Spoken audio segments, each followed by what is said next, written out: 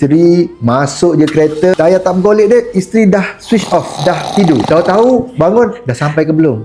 Orang suami drive seorang-seorang, mata dah mengantuk, tak ada orang nak sembang. Hakikatnya begitulah sebabnya, kena faham sebelum kita balik kampung. Jadi apa yang telah dibuat oleh isteri menyebabkan dia keletihan.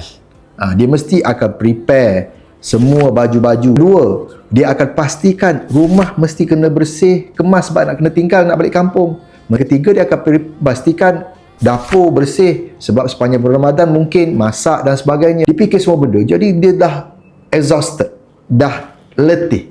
Bila masuk je kereta, itu adalah merupakan tempat dia rasa sangat tenang, safe place, yang mana dia nak rehat, nak rest the mind. Sebabnya bila sampai kat kampung nanti, dia akan buat banyak lagi kerja. Jadi orang lelaki, suami kena faham,